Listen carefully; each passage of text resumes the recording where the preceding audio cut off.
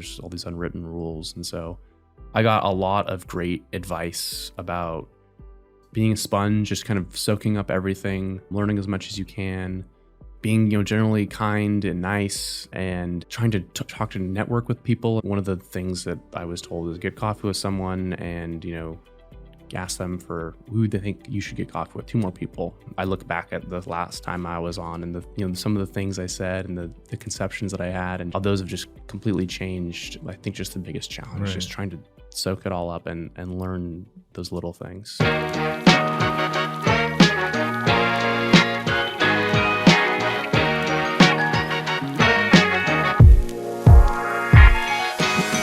Hello and welcome again to another episode of Sacktown Talks. Today, we're glad to be joined by full-time staffer Andrew Nickens. Andrew, thanks for joining us. How's it going?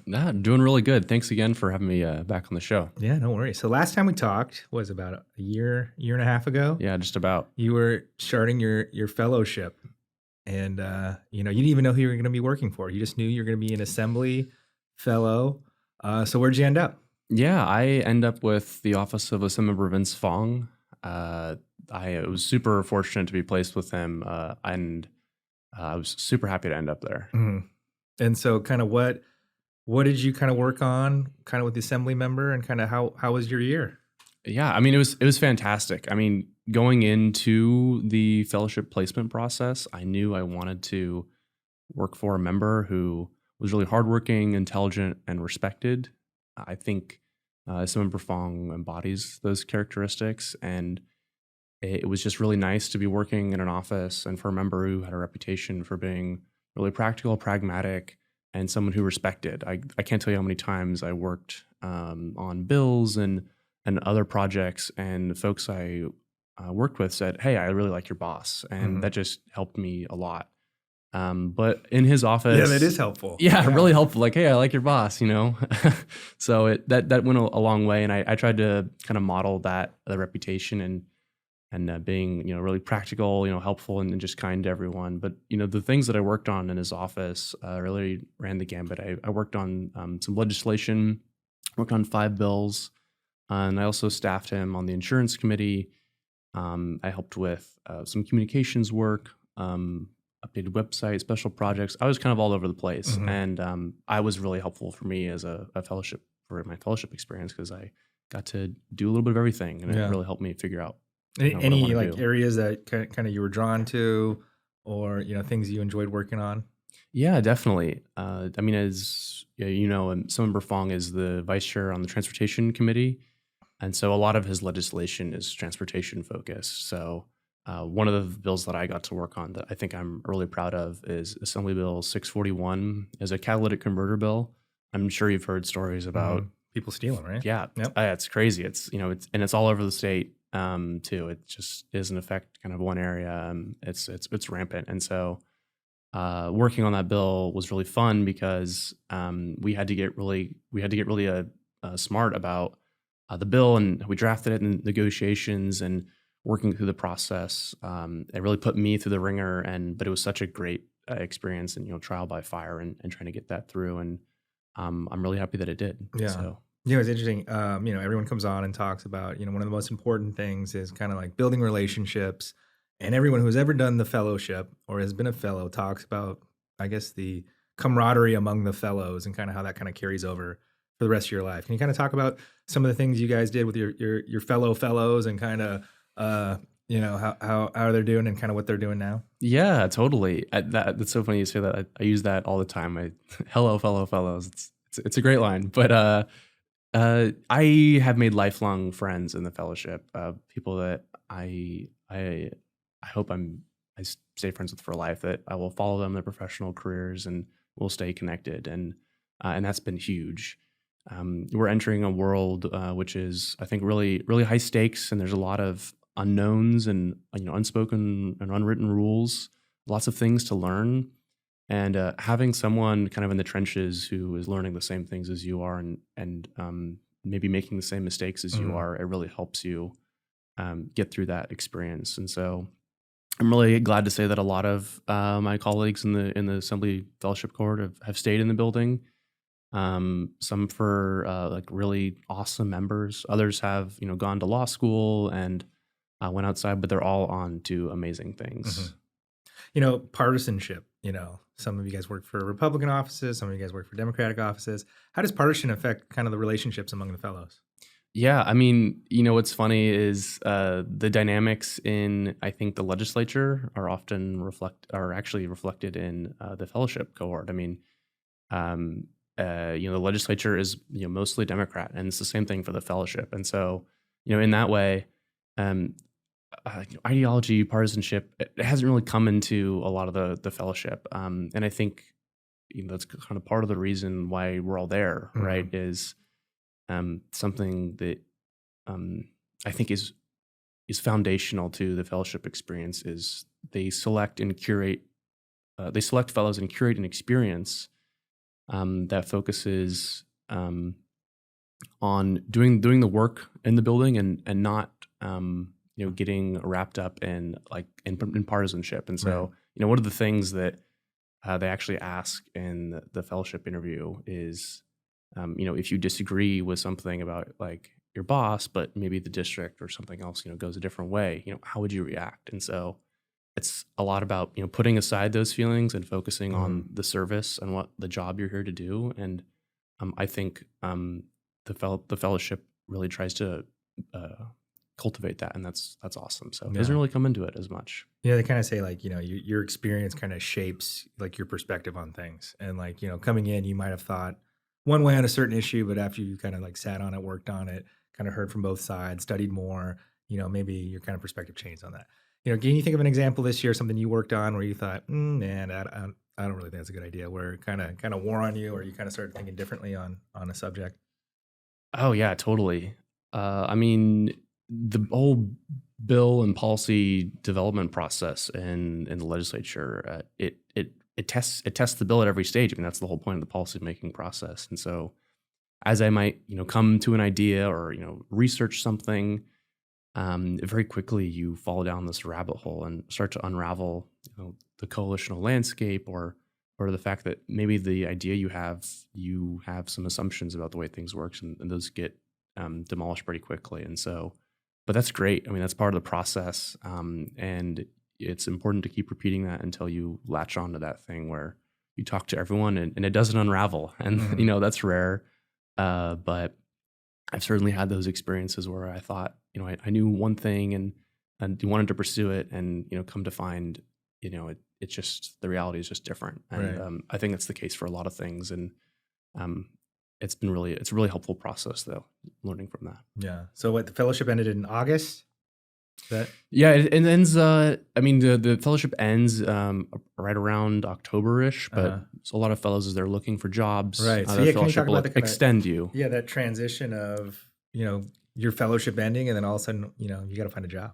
Yeah, totally. I mean, it's rough. I wish I was a fellow this year because we have this election coming up here. We're gonna have anywhere I would want to say around six or more new Republican elected officials in this Assembly or Senate, and not necessarily new taking new seats, but just new members. Hmm. And so there's a lot of job opportunity, obviously, in election years, and in off years it's a little bit harder. So for me, using the experiences that I had and trying to set myself up for that job transition was really key in thinking about that, and getting in the fellowship extension that extra month or two was really helpful in just kind of getting on the ground and just talking to everyone and using that time Right. to line something up. So that period is really helpful.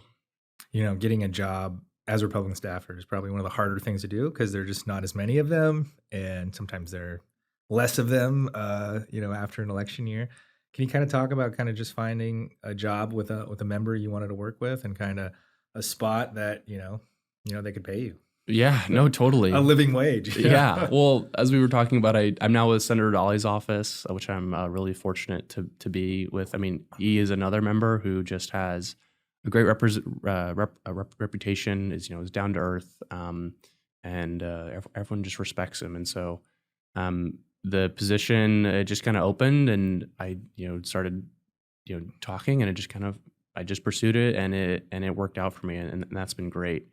Um, and so, while it's difficult for Republican staff, I think, to find jobs, especially, I have colleagues that are, trying to break into, Hmm. it's really difficult. But I also think, there's still plenty of jobs outside the legislature too. And that's a viable pathway.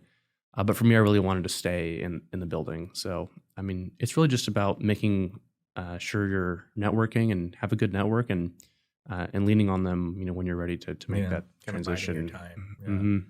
Hmm. So like, last year you got to work on some policy and things like this. This year your job is a little different. Are you still getting to work on some policy stuff?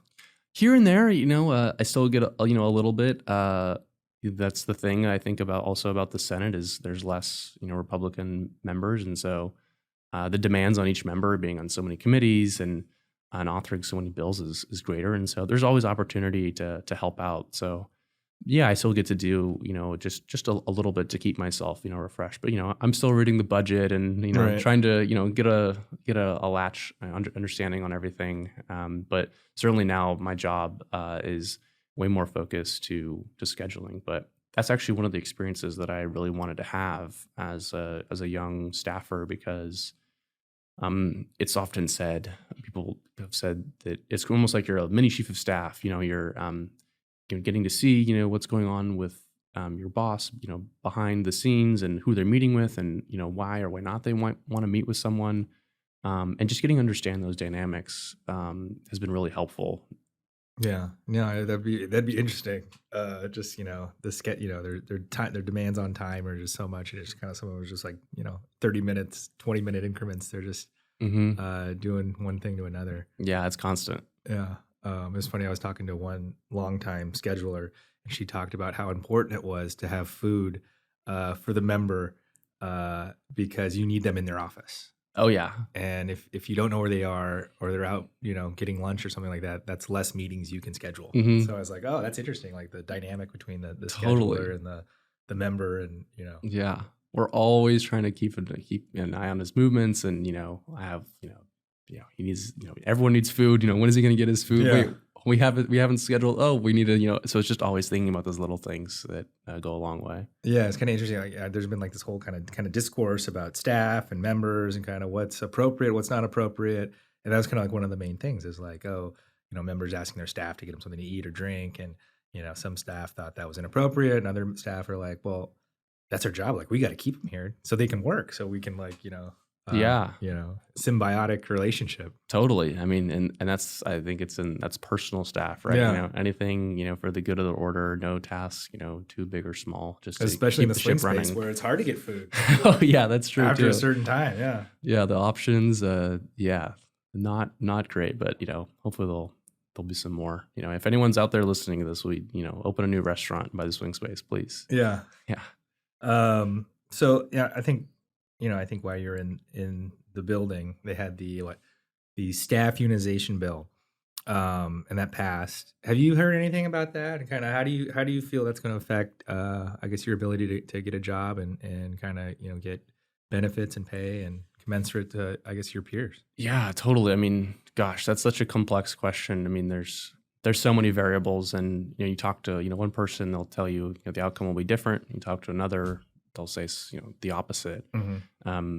For me personally, I don't think a union will affect that much of our day to day. Honestly, I mean, when we think about it, right? Again, we're just talking about like personal staff and what we need to do to keep the ship running, and the ship is all about the members. And so for me, um, you know, whether a union does take form or doesn't, I don't think that's really going to change my mission. But I think one of the big problems, right, is that the legislature's budget is constitutionally limited. It's tied to inflation, Hmm. right? And so, you know, I haven't looked at the books, but I assume the legislature is, spending as much as they can to, keep and retain staff and have great resources for our policymakers, and that's awesome. But if we were to have a union, my question is always, where's the money going to come from? Which maybe is, I think always the question to ask. Who's going to pay for it? So Yeah. that's my main, concern. I think the idea is it has some good merit to it, but I just don't know how it's gonna flesh out and come to be. Yeah. Always talking with young staffers, like those first couple jobs you have usually aren't great paying. Mm, It's a struggle, especially living down here with inflation and things like that. yeah, How has it been, finding a place to live? I guess living on a fellow's stipend, yeah. comparison to now. Has it changed much? And kind of how is it kind of, living on your own and still trying to be a member and afford suits and ties and things like that? Can you talk about that struggle? Yeah, totally. I will say I think I've had it better than some of my peers because I'm local to the area, Oh, right? I have friends and family in Folsom where I grew up. And so that's right around the corner. And so there's other, certainly fellows from, LA or, even, across the nation who have come to Sacramento and tried to, establish something here. So it's a challenge just on the fellow salary. In my cohort, they bumped it up a little bit before we started, which is great. They also have a low income like move in stipend as well.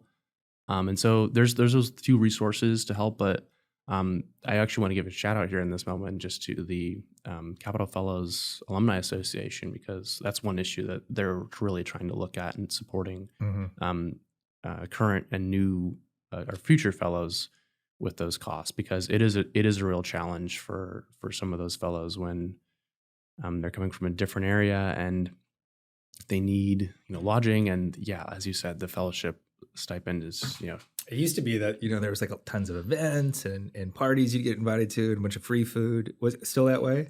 oh definitely Yeah. yeah. The reception circuit, as they say, is hmm kind of starting back up again, and so we I and right now and when I was a fellow, we were encouraging fellows to, hey, like go out. Not only is it networking, but hey, you get a free meal, so that actually helps a lot.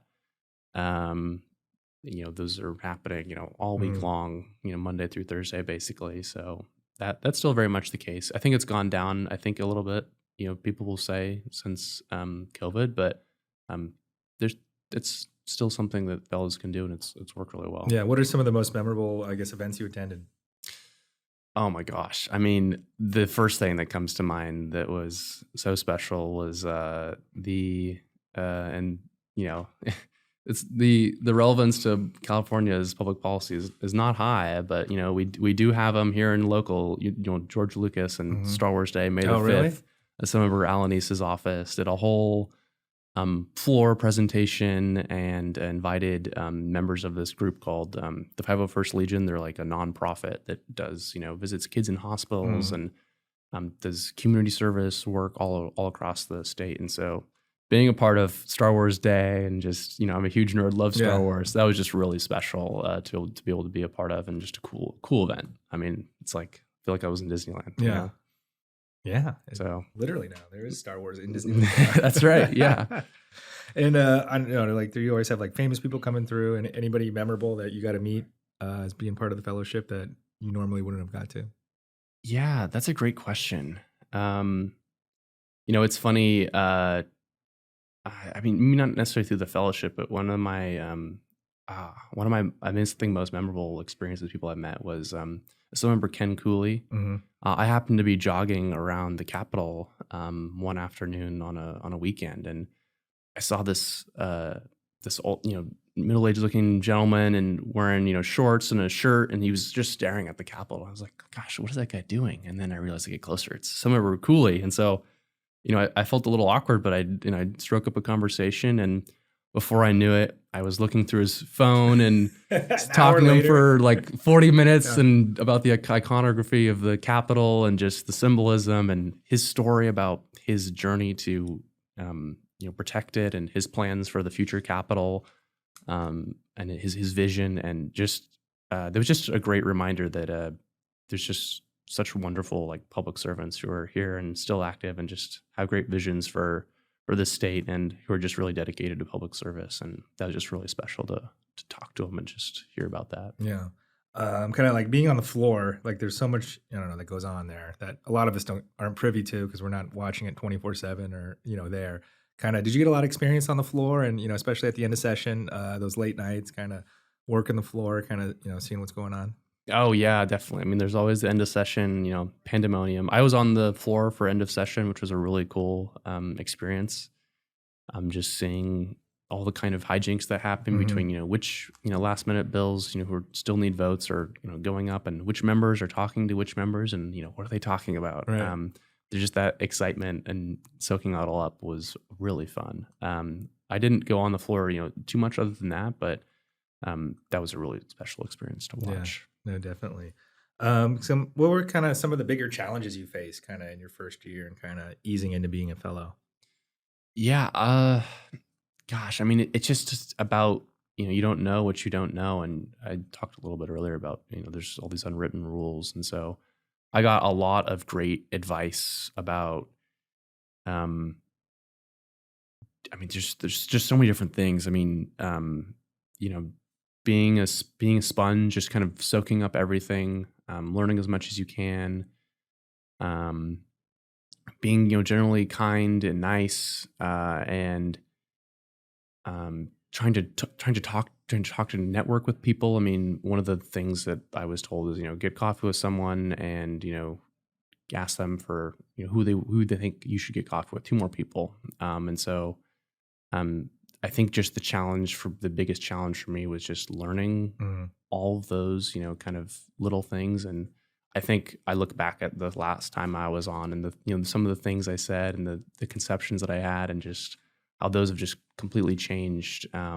So I think just the biggest challenge, right. just trying to soak it all up, and learn those little things. Yeah. And I guess akin to this, you said a bunch of new fellows are about to start, about to pick their offices. Kind of what advice would you give to a new fellow starting out? Yeah, totally. I mean, Ambar, the Assembly Fellowship Program Director, has gave me great advice, and gives all the fellows, I think, Mhm. really amazing advice. For me, the things that stuck with me personally, was, I really wanted a hardworking office, and Summer Vince Fong, was that. I got to work as hard as I wanted, to got as much work as I wanted, and a really well-rounded experience, as I kind of talked about before. Um, I think one of the things that was really helpful for me is, as much as you want to look at the member and their policy areas, and what they're working on, the chief of staff, and picking them over a member, was really helpful for me, because they're the ones you're working with. Those are the ones that Right. will, have your back, if you fall, and that is, really important. You can't replace, a bad chief. I'm sorry, you can't replace a good chief, or, you can't take for granted a good working environment. It's just, and I had the best of those, and that was amazing for me. I think another thing is, don't put yourself in a corner.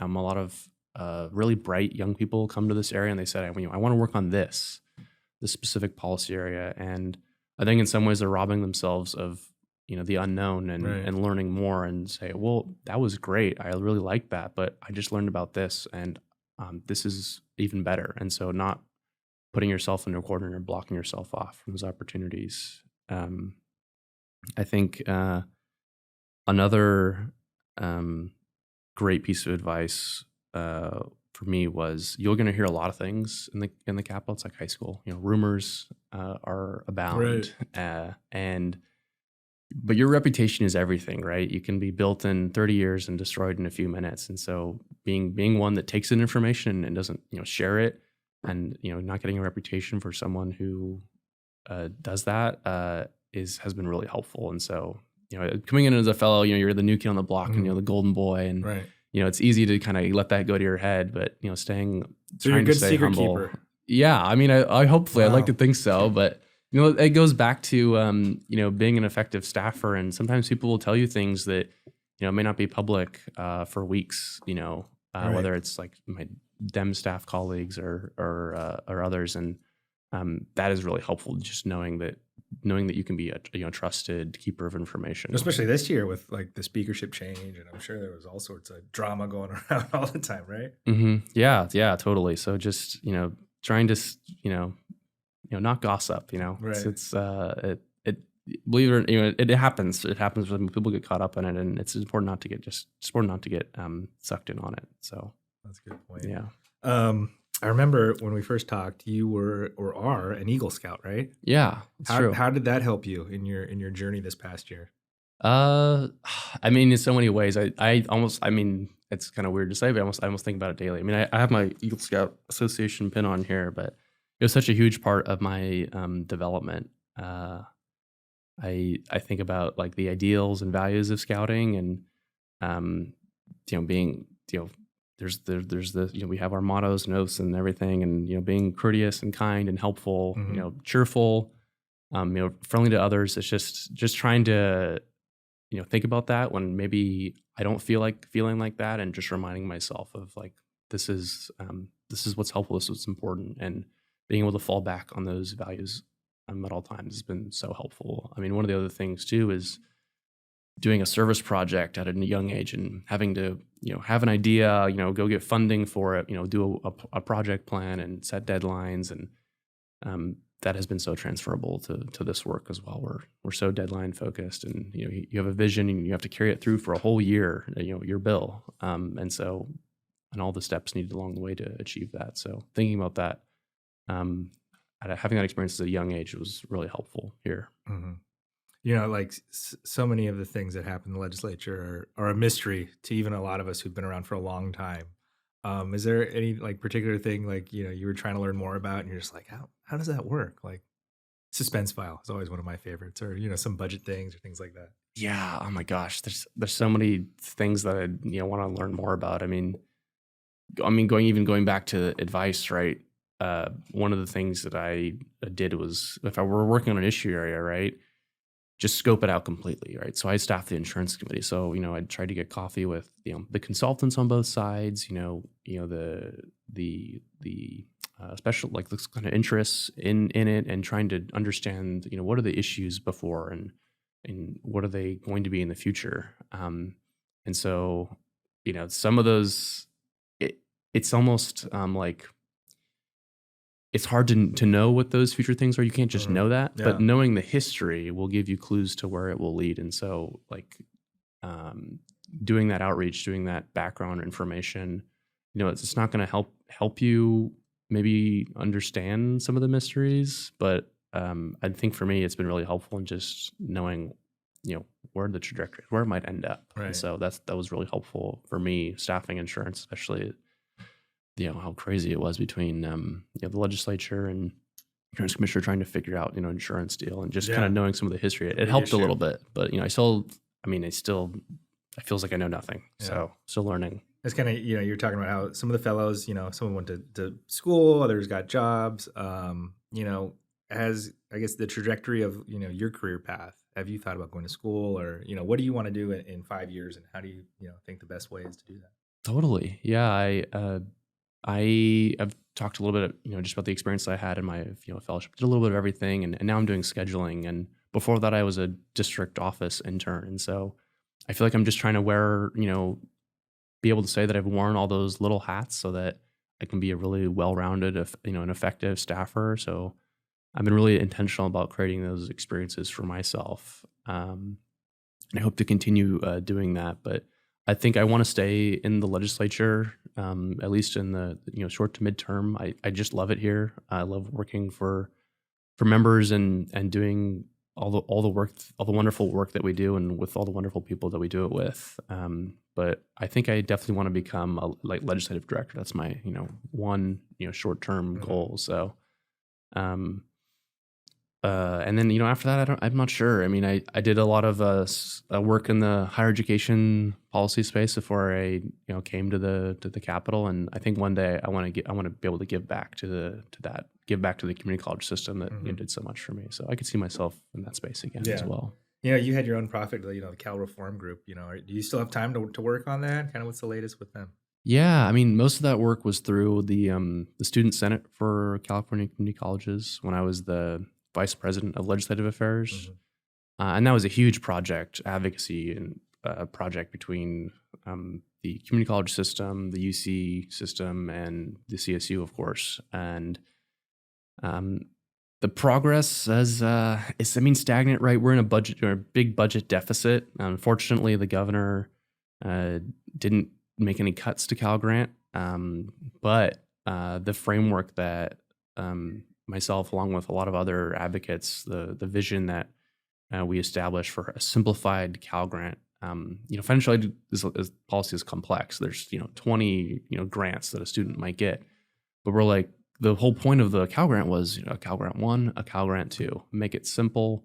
Redefine some of the income thresholds, and we're there. The policy is there, but the kind of shift in the funding is not. And so the framework is there, but there's still more to be done. But that's on my different student higher ed hat versus where I am now. But I really hope that the student leaders and systems can see that through. Yeah. Well, awesome. Well, thanks for catching us up on what happened the past year.